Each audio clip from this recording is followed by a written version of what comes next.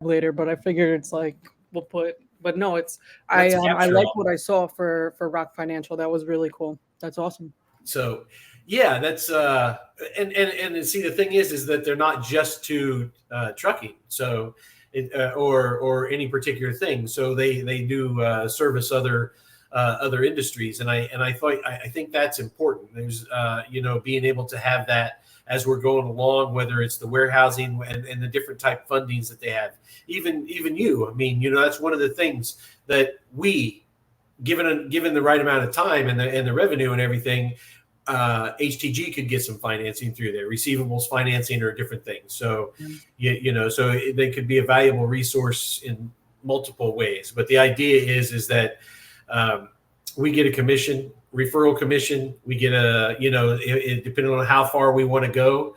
And so I got a couple of things set up with them and training to get into the site, how to get them set up on our page or our website, and build a page for that. Some of them, if it's just a referral links, how we can market those links without crossing lines of, financial things. So they could be beneficial. That's So awesome. Well, that's yeah, cool. in so many different ways. So, but we had talked about that, and that's kind of what marketing groups are about, right? So, Yeah, that's awesome. How was your weekend? It was good. We went to actually. So, my son got stung by a bee 3 times on Wow. Sunday. Yeah. I take you were at a park or something. We were at a farm, and so we found this farm in Washington where we got a season pass because our friends live like right up the road. Yeah. And it has like this whole area where the kids can like run around, and they have a brewery on site, so it's like a no-brainer. We were just like, yeah, that's fine. And Which one is it? it's called Von Thune Farms. Not familiar with that one. So It's a brewery. I was thinking about the brewery. Oh, that's how I would know that. It's called Buttsville Brewery. Oh, really? Yeah. Two T's. What? 2 T's. 2 T's with a Z. Yep, and it's so funny okay. because their coasters, their tagline is like the cheeky brewery or something like that. I forget what it was, but I just like cracked up. I'm like, that's hysterical marketing. So that's something that the kids and we like to go around to different breweries, and so cool. Yeah, that's. I wouldn't say that it's like amazing, but after your kid gets stung by a bee, it's not bad. It was very stressful. So, and as far as the farm goes, what they had the animals and stuff like domestic animals? Domestic farm animals. Yeah, so they do so there's not like a really big farm. Really what I love about it is the large area that's sort of fenced in, and there's all these games. So like even adults can play. There's cycles for the children. They have like outdoor bowling, checkers. I mean, all sorts of stuff. They had, I think, 5 different pens for animals. Like one was like a small pig, like a really small pig, like probably like under 200 pounds. They had a mini horse named Chase. He was so cute. In New Jersey, the allowable service animals are dogs and mini horse. Really? Yeah. My husband's like, where's the in between? Yeah, potbelly pigs make service animals in some areas, so because they're really smart. There's like, listen, I was like, so when I saw Chase, I was like, he could be my service animal. My husband's like, enough with you, like no more ideas from you. And I'm like, I couldn't imagine a miniature horse as a service animal. So how are you going to get that on a plane? I was just thinking that. I'm like, I would love it would make everybody so uncomfortable, but the fact that those are the parameters, I was just like, I feel like someone needs to do something about this. Somebody needs to test it out, because Chase was huge. He was very big. Probably at least 300 pounds. Wow. Maybe, yeah. Like I've seen deer smaller than him. So there's that. But yeah, it was nice until we were walking around in the store and the bee flew into me. It was just one of those. I love the little bumblebees. They're little chunky fuzzy thingies. But it bumped into me and then it fell into the stroller, and I'm super pissed at myself because I let him wear shorts that day, and I didn't want to let him wear shorts. And he was sitting in the stroller, which was something we didn't do last time. And the funny thing is, I knew it was going to be hot, so I'm like, I don't want him wearing shorts, but I'll put him in shorts. And the bee got stuck in his pants and was trying to get out. And I didn't know, like, those little fuzzy bees, because usually they're not hostile. They won't sting. And the males don't sting. The females do. They don't have a stinger. They're like wasps. They can sting multiple times. So got him 3 times, like a little whoop, triangle on his leg, and he screamed bloody murder. Yeah, that hurts no matter what. So. And he was screaming so loud, I was checking myself for stings. I'm like, I can't see any, like, I don't see anything. What's happening? I panicked. I was like, I don't know what to do. It's like, Mike, you fix it. I have no idea. And then his skin started to raise around, and that's when we realized that he got stung 3 times. Wow. Yeah. So not like a honeybee. They only get a sting once. So, Mm-hmm. but yeah, those little bumblebees, they're really cool to look at. A lot of people are really afraid of them. So, start swatting at them. I know, but you know what? Well, it's not. Is it a bumblebee? The one that's fuzzy, and then it has like the yellow fuzzy? Yeah, that's that's a bumblebee. Yeah, I think they're so cute, and they honestly, like, they fly around drunk most of the day. They get drunk on pollen, and that's why I find it to be so funny, because they're constantly veering, and I'm just like, I think they're hysterical. They're just driving drunk all day, like, and it's like, so when I see them, just like even in my mom's yard, sometimes they fall into the pool because they're so covered in pollen, so drunk. So I pull them out of the pool so they can continue about their day. So yeah, so you see them a lot up there in that area. I'm not familiar with them being around here in this area, so I'm familiar with them from growing up on a farm in Indiana. So okay. Cool. Yeah, and that and then the horse flies around the barns. So, yeah, the flies are looking very different this year. Are they? They've been genetically modified to be like 7 times their original size, because I don't remember flies being that big. Those are they're inch or more in size. It's a little bit bigger than a bumblebee. Yeah, bumblebees can get big and fat too. So, and they're fuzzy, so they look like tiny little fuzzy animals. But the horse flies, they're brown and they're huge, and it's big, particularly around farms, because they get on the animals and they bite the skin of the animals. So, they can be nasty. So, and they bite humans too, don't they? Oh, they will. Yeah, if you get in the way. So. One of those things that I used to see my brothers and sisters getting bit and stung all the time. And for some reason, it wasn't one of those things, just like mosquitoes. So I see people get that, and for some reason, they stay away from me. So I must have bad blood. Okay, we had this talk at a barbecue on Memorial Day. So apparently, mosquitoes are attracted to certain blood types and unattracted to other types of blood.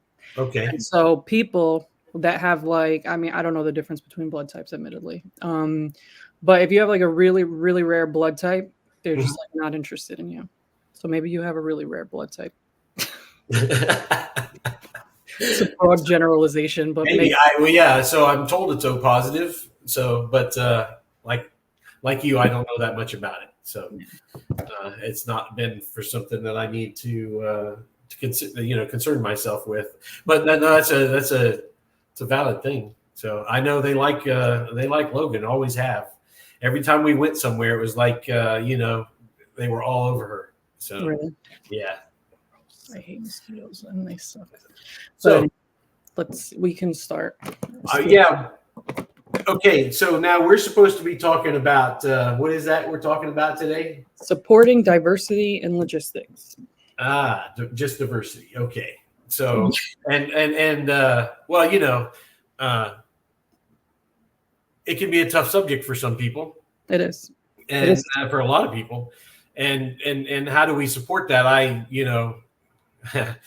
So where do we want to go with it?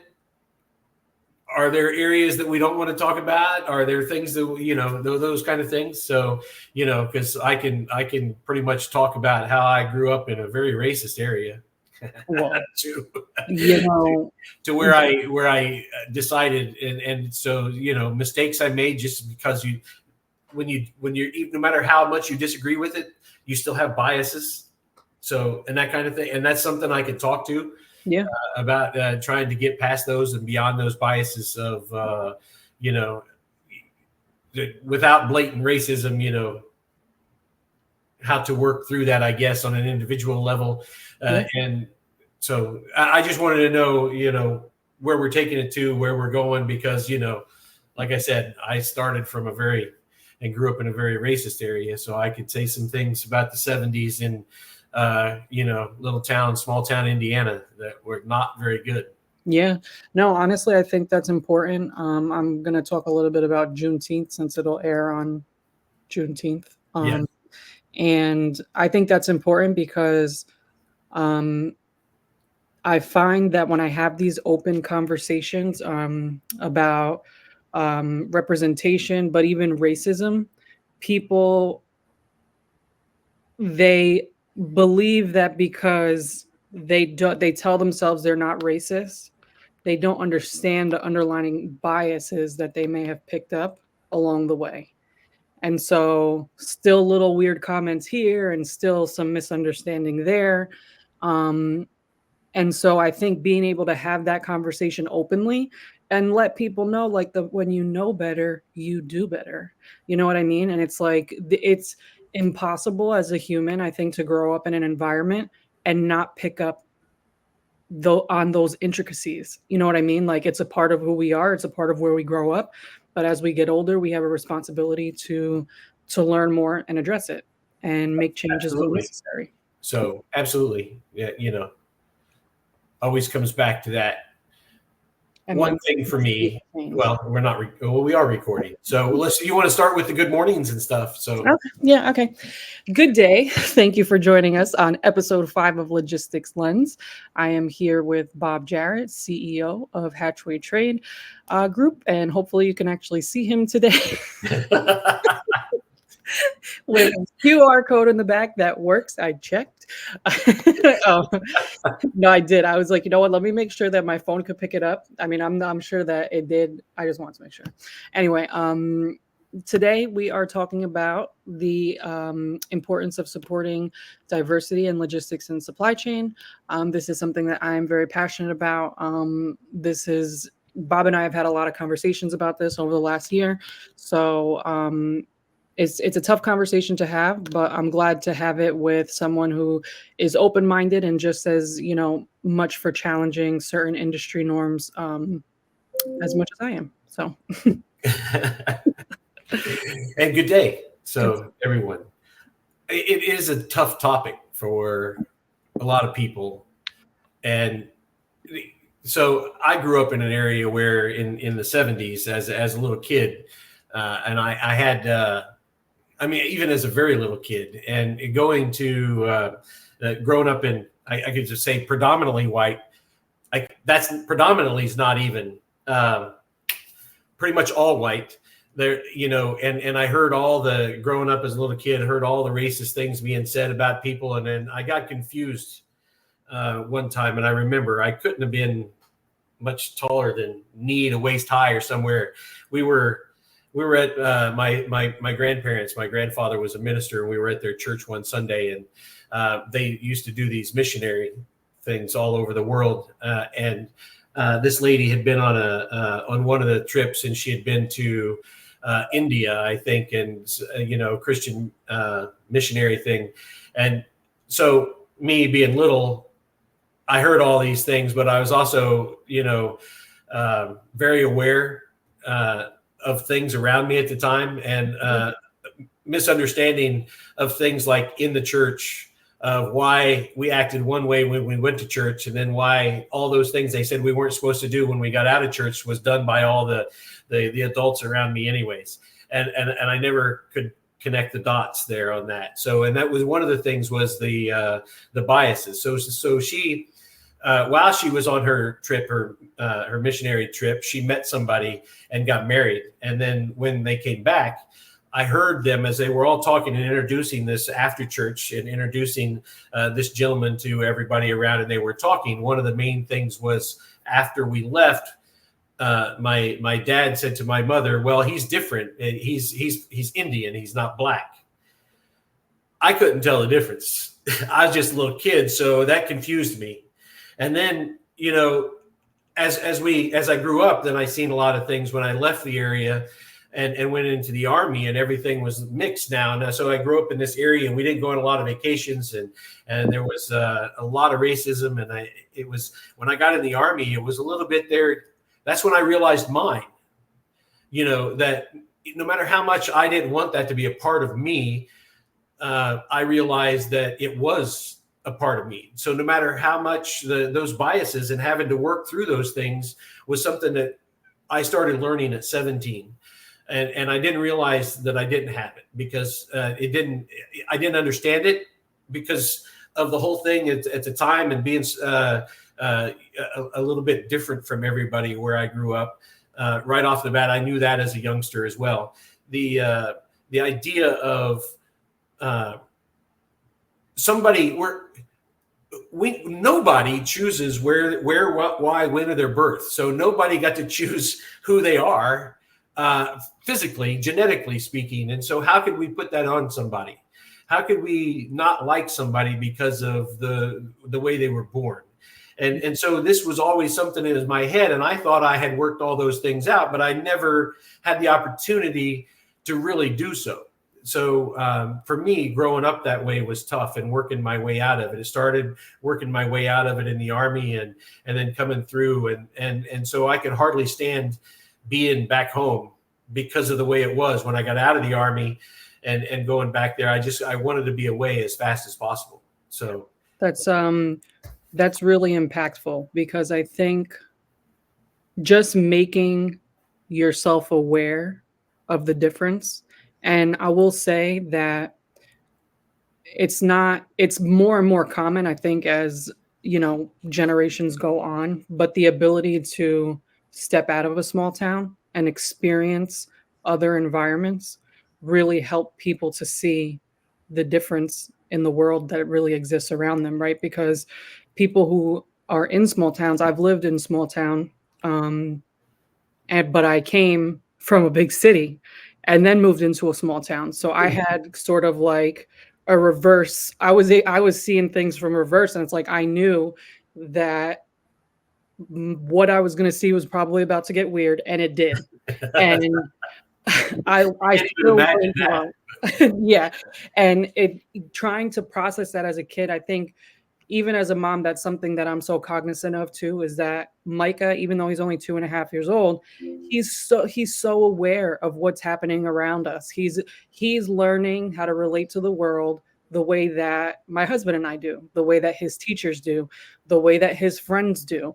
And so for me, knowing that there was a lot of things that I had to sort of teach myself as I became an adult, and tried to pave the way for the life that I wanted, and helping him to hopefully not have to rewrite certain understandings, or just have the ability to free think for himself younger, and understand the way the world works, I think is so important. Because even you were so small and you were still making those connections between, like, and you were confused by certain things that were being said, because you're trying to make those connections and put those I can't really think of the word that I'm trying to come up with, but you're trying to create a structure of how the world works in your mind. I think as a child, we're trying to put patterns together and understand how things work. And so as you're hearing certain things and seeing certain things, your understanding of the world is inevitably shaped by that. And not until you can come out and go to a different environment do you see that. I think I kind of relate to you in a little bit, where I would say that I'm probably a little bit different than some of my family too, in quite a few things, but mostly the ability to kind of just, I try to see both sides, and I guess I can thank my husband for that, or not really like both sides, but I try to relate to people and try to understand where they're coming from, instead of necessarily outwardly judging before allowing, time to figure out what is going on. So that's why I think it's important to have these conversations, because they don't happen often enough. That's true.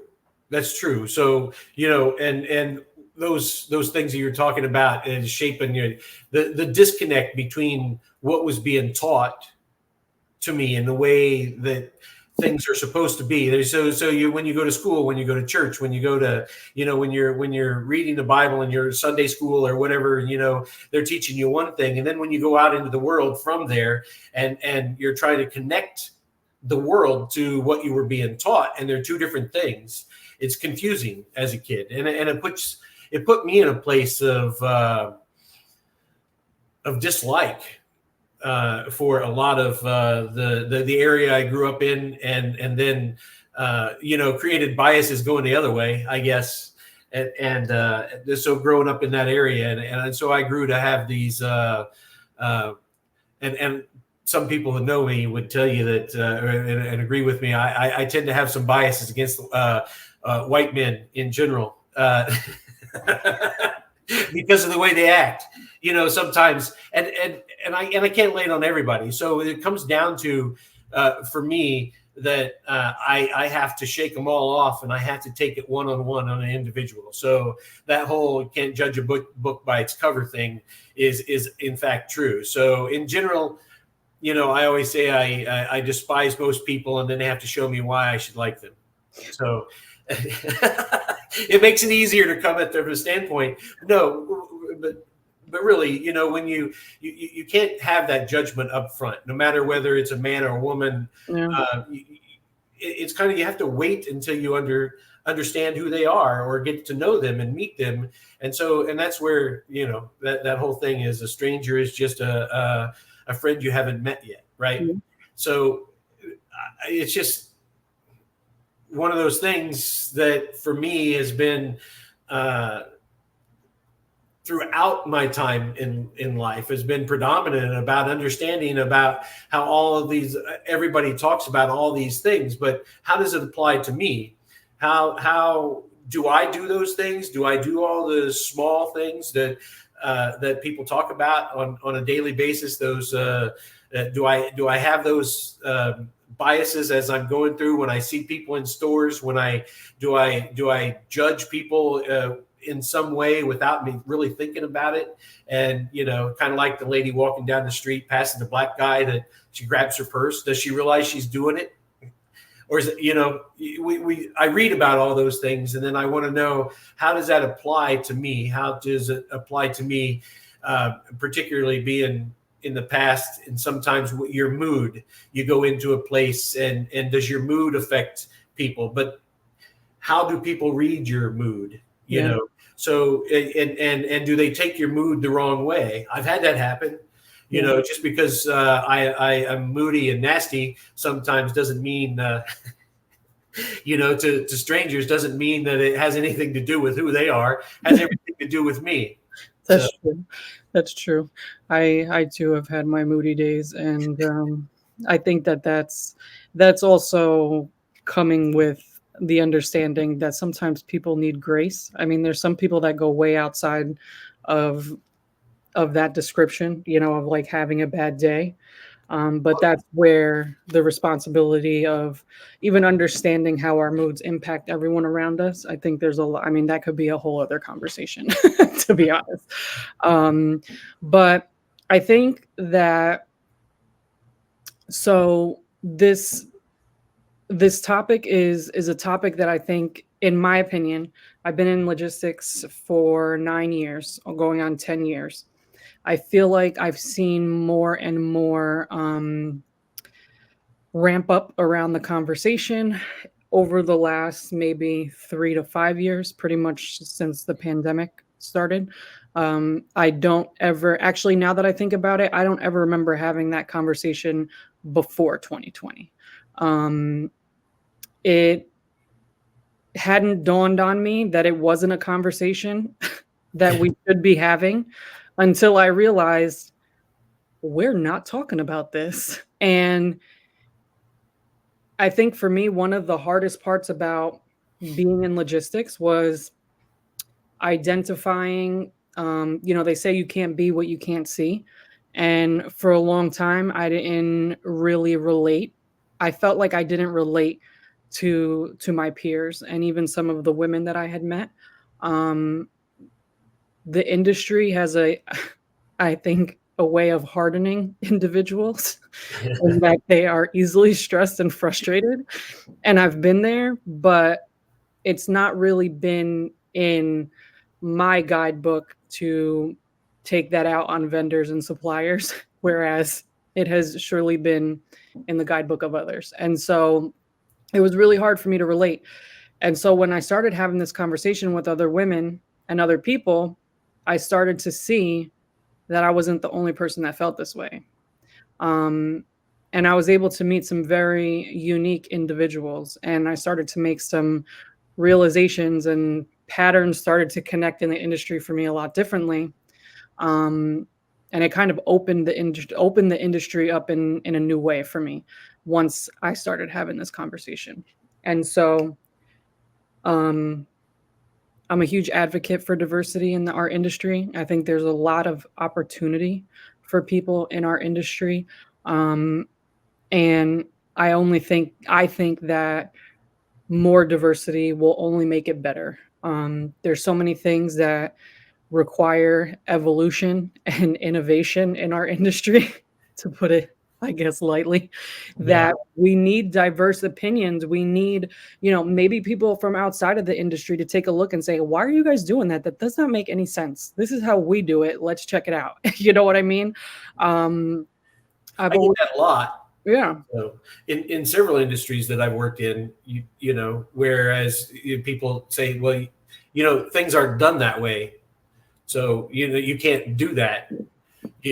I got that when I went to get my insurance licenses and appoint one of my companies and create an insurance agency. That was one of the things that it was. You can't do this.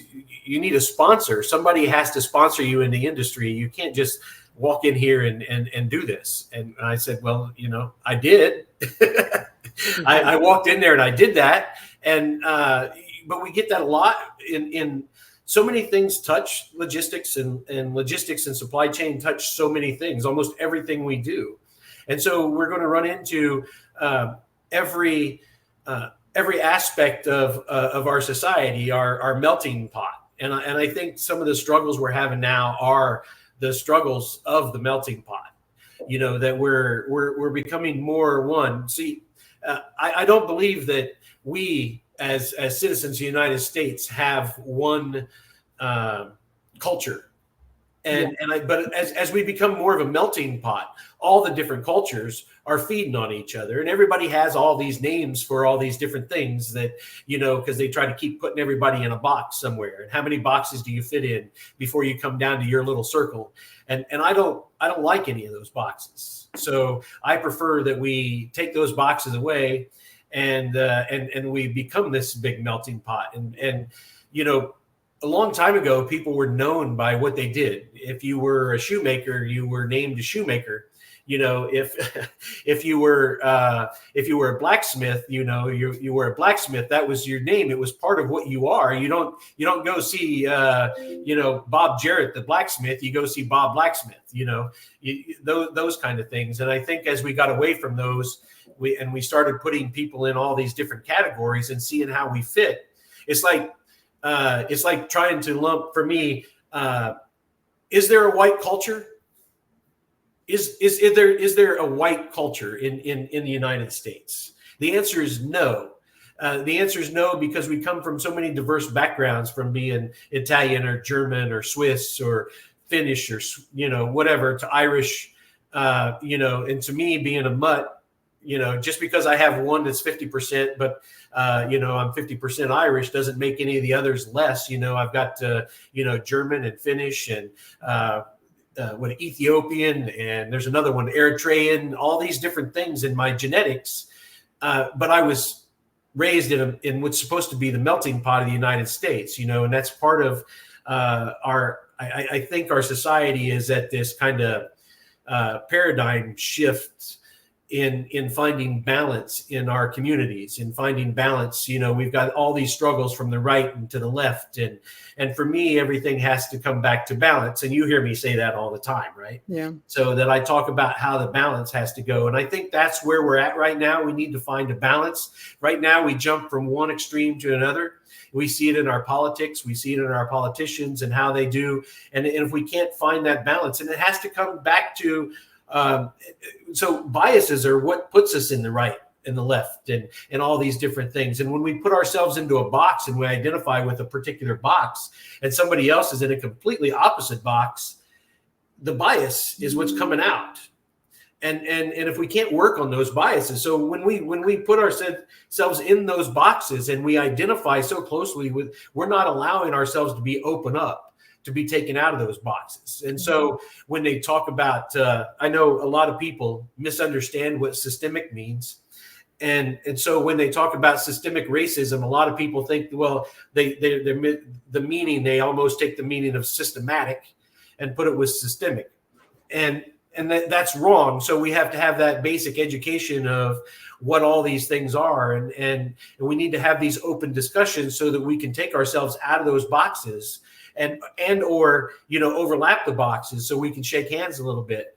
And that's everything that we're seeing right now happen. And so with this, since we're trying to, it's kind of like, let's say it's kind of like for me, kind of like a snake shedding its skin.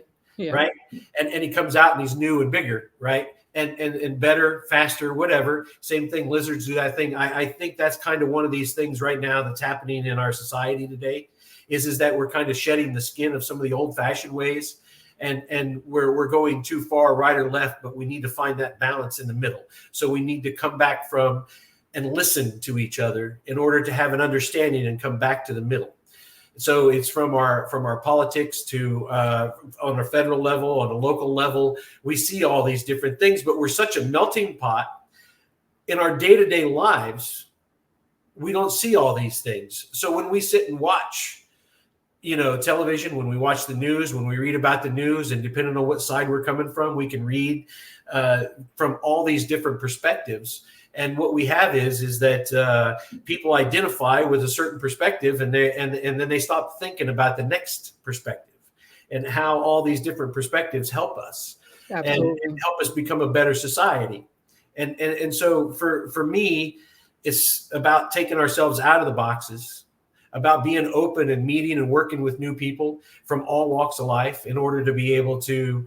And you know what I want to do? I want, as a CEO of Hatchway, I want to be able to go around and talk to all the carriers and all the warehousemen and all the, whether they're drayage carriers, whether they're truckload carriers, LTL, just in time, auto parts, whatever, expedite, all these different things. And I want to be able to travel the country and talk to all these people in all these different areas at the same time as I'm seeing our beautiful country.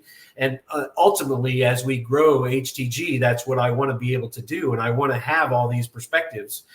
And here I do. I feel like I'm going off on one of my rants, as you know I like to do.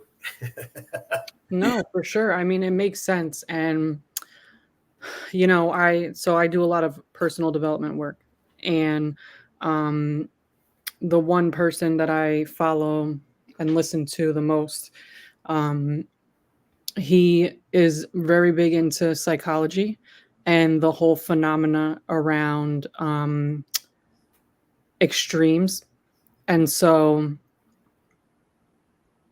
he's honestly, when I think of when you really break down the science behind the emotional triggers that it takes to get people on one side of the fence and essentially keep them there and completely out of the gray area, anywhere in between from understanding, and how much or how little control we have over that. Like, we have more control when we're being conscious, when we're paying attention to our behavior and how we relate to the world.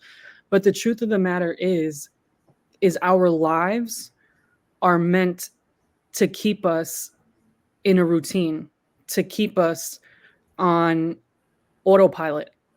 So we know that we wake up, we go to work 9 to 5, we come home, pick up the kids, do dinner, bath time. That this is my routine, right? But if at no point during the day we stop and acknowledge any part of that, we're just reacting to every single thing that we do. Um, and a lot of those times, our reactions are based solely off of what we've experienced, and how we've reacted in the past, right? Behaviorally, and how we understand the world. And so I have this conversation with my husband all the time when we talk about the um, the difference in pay that you can find, I think, in any industry when it comes to, um, you can people of color or women versus men, whatever pay gap you're looking at.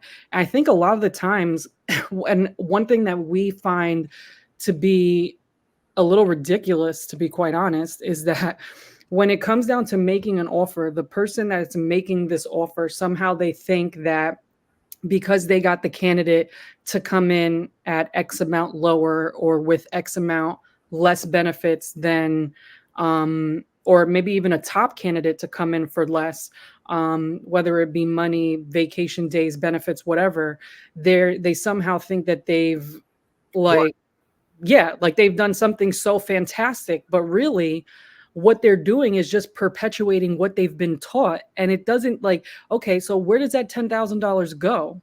If it doesn't go into their pocket, is it going into your pocket? Because I don't really think that that's something to be proud of when you're trying to bring in talent that's going to help diversify and drive the business forward. And well, if you're working in a department that has a budget, it could go to the bottom line and eventually go back into that person's pocket as a form of a bonus, or at least a piece of it. And that's where I started to understand that and that was one of the first realizations that I made working in corporate America. I said this during a talk that we had, that I didn't understand that the angriest people in the meetings were the ones that had money invested into the company. But one thing that I did pick up on was the people who try to save the most money are getting some sort of kickback on this. They have to be. It's the only thing that makes sense. That's where bonuses come in when you're working on, bonus that's a percentage of your budget of some form.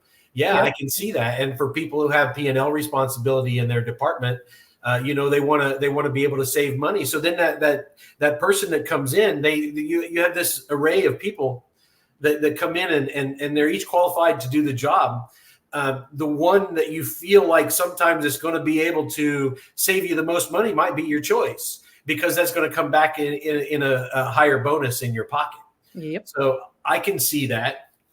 And it's very important to understand where that's coming from, and not necessarily thinking in the lines of, well, you chose a woman. Why? But you paid her less money than you would have had to if you'd gotten the man. But, well, I chose a woman anyways, but you paid her less. Yeah. See, so then what you would have, if you would have hired the guy, if you'd have made the offer to the guy, you might have did a little bit more, or maybe he asked for more. So he probably wouldn't have accepted less. Maybe you're right. Which is another thing too. A lot of women don't even realize how much we do for less compensation because of our maternal instinct. Right. So it's like, I mean, that could be a whole separate conversation too.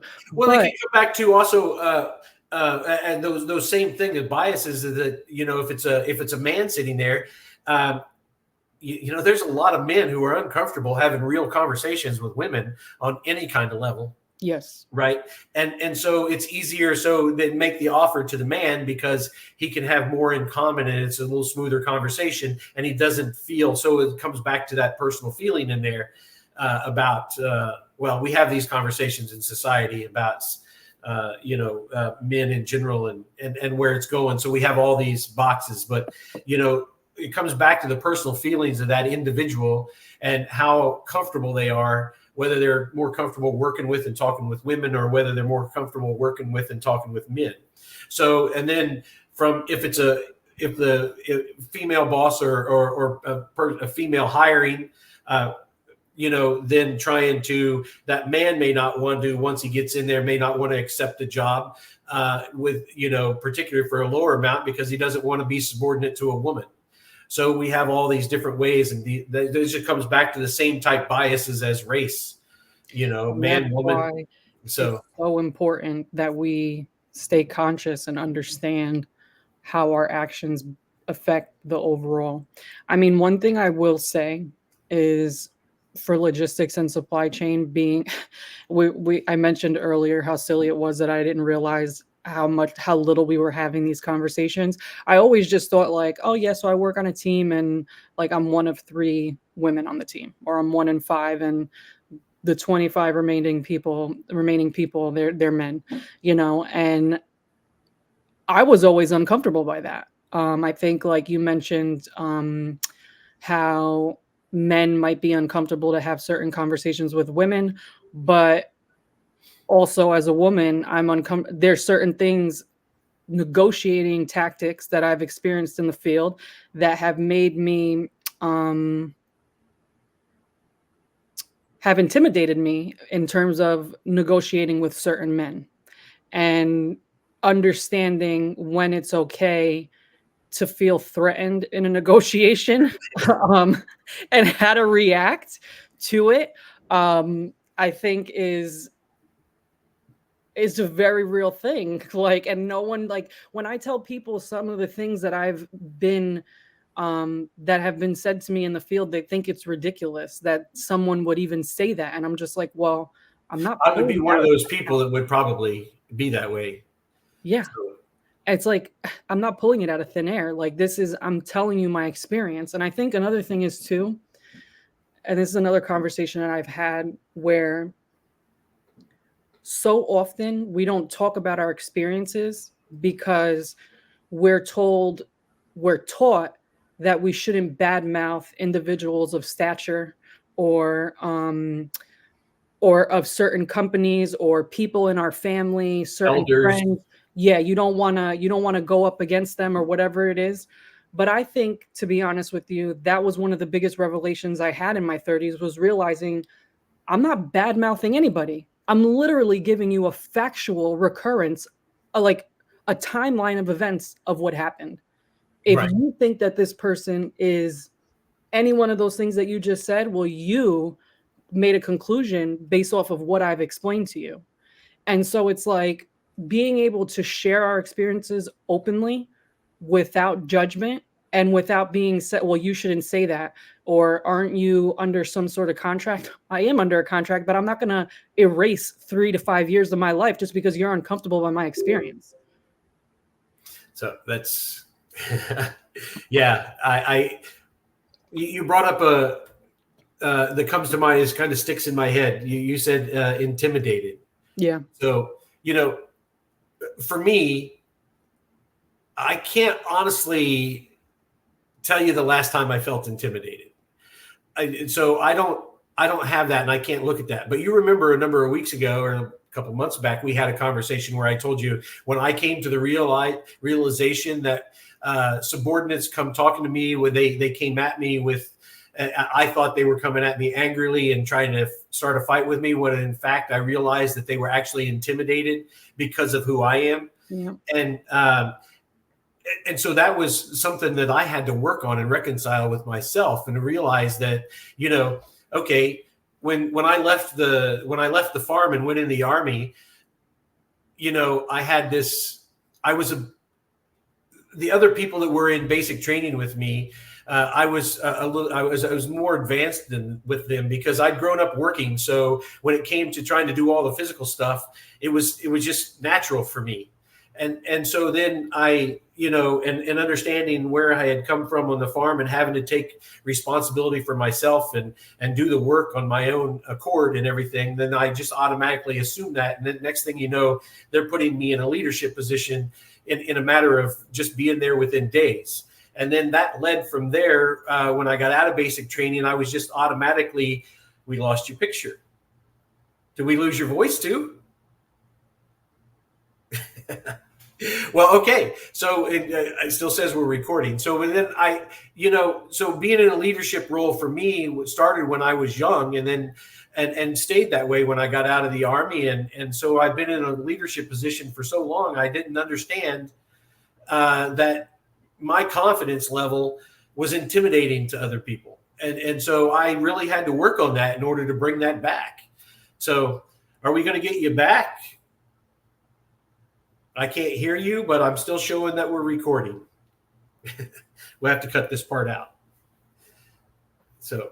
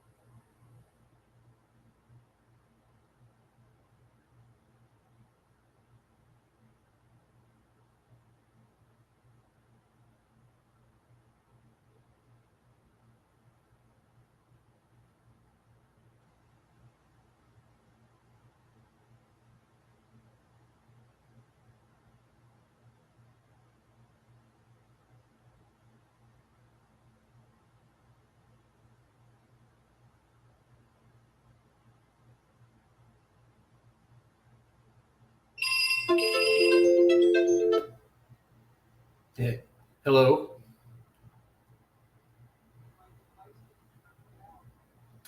I need to turn it off.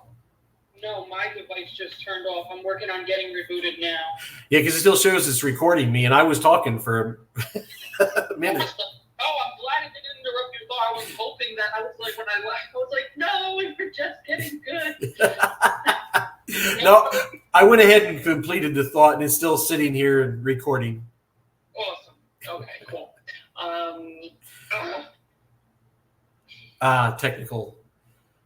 Technical issues, right? Gotta love it. And also, I'm pretty sure there's another animal in my house. Oh, really? Oh, yeah. So, Well, we were talking before. I don't know if you noticed that I seemed like a little erratic, but I could hear something moving, and I was like, oh my God, no. Not again. And not spirit crawling anymore. But I'm just like, I don't understand why these animals seem to have it ingrained in their memory that this house is here. It's been there a long time, right? Yeah, it's like, oh my gosh, stay away. We don't want you in here. But now I'll have to go investigate that later. I'm going to try a different device. I'm having trouble with this, and I at least want to wrap it up because I know that you have another meeting coming up. Yeah, in which one is it? Let me see. Oh, it's the green screen thing.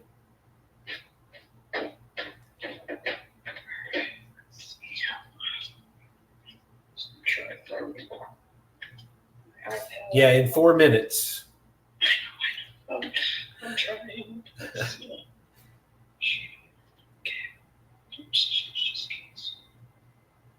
Okay, interesting. Okay, good. It's saying that.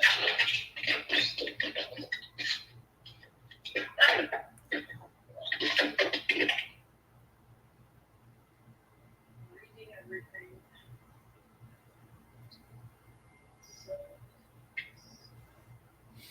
Oh, and I can't even change my background. To move it back to the other one so that you can just cut out and just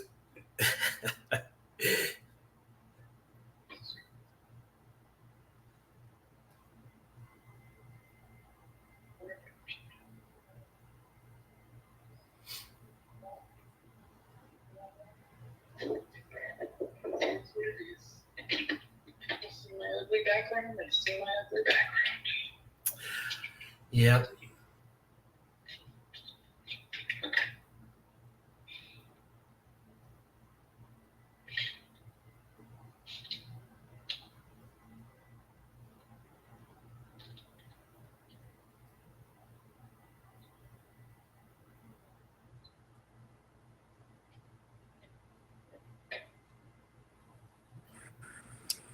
Look at that.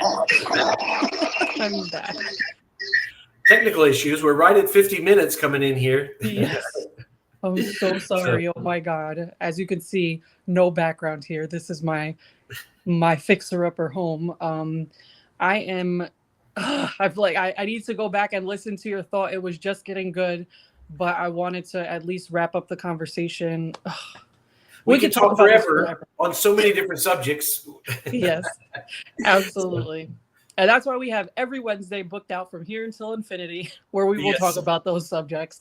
But I think your experience is so important because you are one of the few people like myself that I've been able to identify just as a mentor, someone who I can have open and honest conversations with, where we actually look at ourselves and say, you know what, we might be a little bit flawed in this area, or there might be a flaw in the industry that we can address and that we can work on in the teams that we work on, the people that we appoint, the conversations that we have every single day, and how we can make an impact on a larger level. So thank you for having this conversation with me. I know that it's not easy to look at ourselves and say, holy cow, we might be flawed, but that's where learning comes from. And it's how we get better. It's how we challenge ourselves and the status quo. So it's really the only way to really implement some change where we want to see it. So Yep, it's about finding balance in all things. absolutely. So thanks again for your time today, Bob. And I'm Thank so you for sorry about having that. me again. It's quite all right. Technical things happen. I do have to move on to my next. Absolutely. Have My a good next day, call. Bob. All right, you too. We'll talk later. All Take right. care.